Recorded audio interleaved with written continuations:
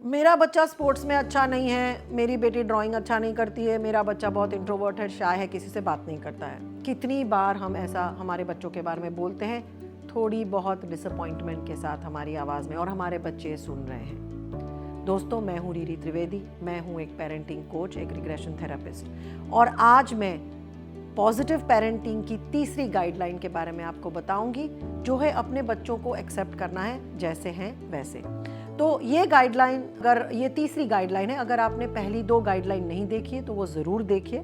ये वीडियो है मेरा पॉजिटिव पेरेंटिंग का पूरा जो चैनल है उसका एक हिस्सा है, और पाथवेज टू पॉजिटिव पेरेंटिंग में पूरी वीडियो सीरीज़ बना रही हूँ, जिसमें मैं पेरेंट्स के लिए टिप्स, गाइडलाइंस वगैरह शेयर कर रही हूँ, जिससे उनकी पेरेंटिंग जर्नी आसान रहे और मज़ेदार रहे। एक चीज़ समझना बहुत ज़रूरी है कि जब हम हमारे बच्चों को एक्सेप्ट नहीं करते हैं जैसे हैं, दूसरों के साथ कंपेयर करते हैं या हमेशा उनके साथ नाखुश रहते हैं, तो हम बच्चों को भी वो ये सिखाते हैं कि वो एक्सेप्ट करने के लायक है नहीं, वो प्यार के लायक नहीं है, और उनको कुछ हमेशा करना पड़ता है या करना पड़ता रहेगा अगर उनको प्यार और एक्सेप्टेंस चाहिए। तो हमने ये देखा है कि इंडियन पेरेंट्स में बहुत ऐसा है कि हमारा बच्चा कोई एक चीज़ में तो फर्स्ट होना चाहिए, या हमारा बच्चा कोई एक चीज़ में आगे बढ़ना चाहिए। इसमें कोई बुरी बात नहीं है। अगर बच्चा खुद चाहे कि उसको वर्ल्ड चैंपियन बनना है, उसको ओलंपिक्स में जाना है, तो ज़रूर उसको मोटिवेट कीजिए। I want to become the world champion. कुछ बच्चे ऐसे होते हैं जो एवरेज होते हैं, जो बड़े खुश हैं अपनी चीज़ें करके, और उनको कुछ ऐसे बड़े ड्रीम्स नहीं है, बड़े प्लान्स नहीं है, पर माँ बाप उनके ऊपर थोपते हैं कि तुम्हें तो जो चीज़ पकड़ी है उसमें सबसे आगे रहना है, सबसे ऊपर रहना है। और इसी चक्कर में कई बार वो बच्चों को बहुत डांटते हैं, डराते हैं, धमकाते हैं, और बच्चों में भी बहुत इसकी वजह से एंजाइटी और स्ट्रेस बढ़ जाती है, इतनी हद तक कि उनको जो चीज़ में इंटरेस्ट था वो इंटरेस्ट भी चला जाता है। एक पेरेंट ने मुझे इंस्टाग्राम पे लिखा था कि मैम, मेरी 3 साल की बच्ची इतना डांस करती है, उसको इतना मज़ा आता है, जब भी घर में म्यूज़िक बजता है वो डांस करती है, और इसलिए मैंने उसको डांस क्लास में डाला, और अभी 3 महीने के बाद वो डांस क्लास में जाना ही नहीं चाहती, हर रोज़ रोती है, और डांस क्लास एक नाइटमेयर बन गया है हमारे लिए।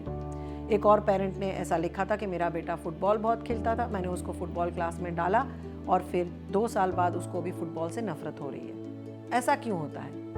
इसीलिए होता है क्योंकि जब बच्चा कोई चीज़ में इंटरेस्ट दिखाता है तो हम माँ बाप को ऐसा लगता है कि चलो अभी तो ये इसमें आगे ही सबसे टॉप पे आ जाए, और हम उसको फिर क्लासेस में डाल देते हैं, और फिर क्लासेस में डाल के बात ख़त्म नहीं होती, उसके बाद हम उस पर प्रेशर डालते हैं कि अभी तुम क्लास में आगे रहो, अभी तुम फुटबॉल खेल रहे हो तो उस टीम के कैप्टन बनो, और यही चक्कर में वो जो गेम का मज़ा है, या वो डांस का मज़ा है, आर्ट का मज़ा है, वो तो बच्चा बिल्कुल खो देता है।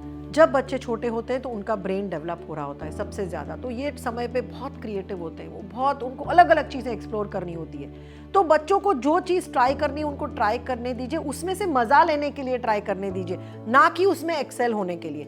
बहुत ही कम बच्चे ऐसे हो जो बचपन से जानते हैं कि हाँ, मुझे तो पायलट बनना है, मुझे इंजीनियर बनना है, मुझे डॉक्टर बनना है। उन बच्चों को ज़रूर उस फील्ड का एक्सपोजर दीजिए और उनको उसमें प्रोत्साहित कीजिए। पर 80 से 90% बच्चे ऐसे नहीं होते हैं, उनको पता ही नहीं होता उनको क्या करना होता है। कई बार उनको डांस में इंटरेस्ट है, 6 महीने बाद उनको आर्ट में इंटरेस्ट आ जाता है, आर्ट में से इंटरेस्ट गया फिर उनको गाने में इंटरेस्ट आ जाता है। तो ये नॉर्मल है, इसमें कुछ गलत नहीं है, और ये बच्चों को करने देना चाहिए। क्या पता कितने सालों बाद, शायद 30s 40s में उनको समझ आए कि उनको इसमें से क्या परसुएट करना है। तो पहले तो ये समझना है कि बच्चों को जो एक्सप्लोर करना है उनको करने दीजिए। इसका मतलब ये नहीं कि उनको एक स्ट्रक्चर्ड एक्टिविटी में डाल दो। मेरा बेटा जब छोटा था तो उसको ड्राइंग बहुत अच्छी लगती थी, तो मैंने उसको ड्राइंग क्लास में डाल दिया, और फिर पता चला कि उसको ड्राइंग क्लास में बिल्कुल अच्छा नहीं लगता है। तो डैमेज हुए उससे पहले मैंने उसको ड्राइंग क्लास से निकाल दिया, और बहुत सालों तक उसको अपने तरीके से ड्राइंग करने दिया, जिससे उसकी क्रिएटिविटी बहुत बढ़ी। फिर जैसे ही वो बड़ा हुआ उसको पता चला कि उसको ड्राइंग में नहीं, बट उसको क्रिएटिव चीज़ों में ज़्यादा इंटरेस्ट है, मतलब चीज़ें बनाना लकड़े से, क्ले से, और आज वो प्रोडक्ट डिज़ाइन का करियर परस्यू कर रहा है। और जब वो बड़ा हुआ और उसको पता चला कि अभी उसको ड्राइंग एक स्ट्रक्चर्ड तरीके में सीखना है, उसकी कॉम्पिटिटिव एग्जाम्स के लिए प्रिपेयर करना है, तब उसने जाके अपने आप क्लासेस भरे, और वो सारी उसकी क्रिएटिविटी और ड्राइंग उसने स्ट्रक्चर्ड तरीके से पढ़ा।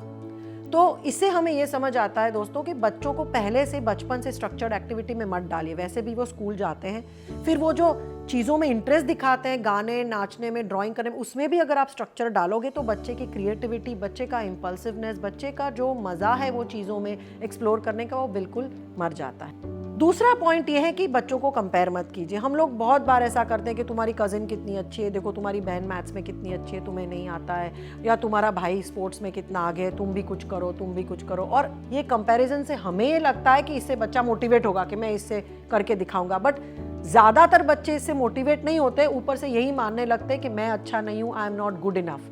या तो वो भाई बहन या कजिन या दोस्त से वो नफरत करने लगते हैं कि इसकी वजह से माँ बाप मुझे डांटते हैं, इसकी वजह से मुझे कंपेयर करते हैं, तो मुझे इससे नफरत है। तो इससे कोई फ़ायदा होता नहीं है। तो प्लीज़ मेहरबानी करके बच्चों को अपने भाई बहनों से, फ्रेंड से, कजिन से कंपेयर करना बंद कीजिए।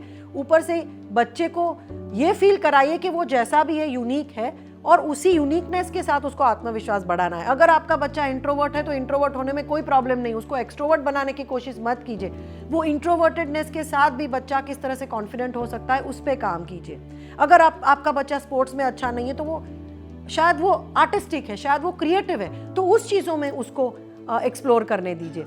अगर बच्चा मैथ्स और साइंस में अच्छा है तो शायद ड्राइंग में अच्छा नहीं भी हो सकता है। तो हम कई बार लेफ्ट ब्रेन राइट ब्रेन भी हमारा अलग होता है। कई बच्चे बहुत ही लेफ्ट ब्रेन होते हैं जिनको मैथ्स, साइंस, लॉजिक अच्छा लगता है। कई बच्चे राइट ब्रेन होते हैं जिनको आर्ट, लैंग्वेज, म्यूजिक अच्छा लगता है। तो ये सारी चीज़ें हो सकती है। हर एक बच्चा यूनिक है, वो जैसा है वैसा एक्सेप्ट करना बहुत ज़रूरी है। अगर आपके बच्चे को आप नहीं एक्सेप्ट कर रहे तो आपको इसमें समझना है कि आपके अंदर ऐसे कौन सी इनसिक्योरिटीज़ हैं, फियर्स हैं, आपके अंदर ऐसे कौन से डर हैं जिसकी वजह से आप ये बच्चे को पास ऑन कर रहे हो और आप बच्चे को ये फील करा रहे हो। तो ये खुद के ऊपर काम करना ज़रूरी है। लास्ट, जब बच्चे को हम एक्सेप्ट करने की बात करते हैं तो मैं ये नहीं कह रही हूँ कि बच्चे को हर बात में तारीफ कीजिए। तो बच्चे को ज़रूरत से ज़्यादा तारीफ करना भी हेल्दी नहीं है, क्योंकि जब हम बच्चा कोई भी चीज़ करे, समझो बच्चे ने अपने प्लेट रख ली अपनी, या बच्चे ने अपने कपड़े सही जगह पे रख लिए, तो इसमें तारीफ करने की ज़रूरत नहीं, क्योंकि ये बच्चे का काम है जो बच्चे को करना ही है। तो तारीफ मत करो, आप उसको ज़रूर बोलो कि हाँ मैंने देखा कि तुमने अपनी प्लेट रख ली, हाँ मैं देख रही हूँ कि तुम्हें लेगो खेलना बहुत अच्छा लगता है, तुम्हें क्या फीलिंग्स आ रही है लेगो खेलने में, तुम्हें इसमें क्या अच्छा लगता है। उसको क्वेश्चंस पूछिए, अपनी भावनाओं को समझने की कोशिश कीजिए, बट हर चीज़ में तारीफ मत कीजिए। कई बार मैं पेरेंट्स को जब बोलती हूँ कि बच्चे को एक्सेप्ट करो, मतलब ये मानते हैं कि उसको हर चीज़ में अप्रिशिएट करो। ये भी गलत है, क्योंकि जब बच्चे को आप हर चीज़ में अप्रिशिएट करते हो तो बाहर जाके भी ये एक्सपेक्ट करता है कि दुनिया भी मुझे हर चीज़ में अप्रिशिएट करे, और ये होता नहीं है। तो ये बच्चे डिसअपॉइंट हो जाते हैं। या तो फिर वो वही चीज़ें करेंगे जिससे उनको अप्रिसिएशन मिल रहा है, राइट, या तो फिर वो पीपल प्लीजर बन जाएंगे, मतलब वही चीज़ें करो जिससे लोगों को खुशी मिले और लोगों को ही खुश रखो, यही उनका मोटो बन जाता है। और अगर लोग खुश नहीं है तो उनको लग रहा है कि मेरे में कुछ कमी है। तो बच्चों को ओवर प्रेज या ओवर अप्रिशिएट मत कीजिए।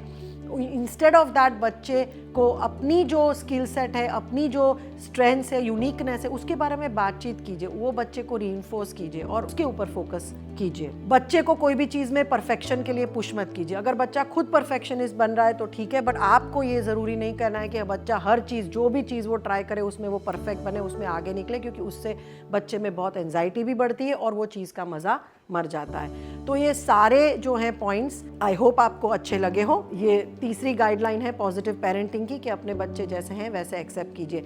कई बार ये भी होता है कि जब हमने अपने आप को एक्सेप्ट नहीं किया होता है, अगर हमारे में कोई ऐसे गुण हैं जो हमें अच्छे नहीं लगते और वो गुण हमारे बच्चे में दिख रहे हैं, तो उससे भी हमें बच्चे पे गुस्सा आता है और हम बच्चे का वो गुण चेंज करने की कोशिश करते हैं। अगर वो ऐसी चीज़ है जो ऑफ कोर्स डैमेजिंग है, जैसे आपके बच्चे में गुस्सा बहुत ज़्यादा है या आपके बच्चे में ओवर ईटिंग का प्रॉब्लम है, तो उसको ज़रूर आप सॉल्व कीजिए।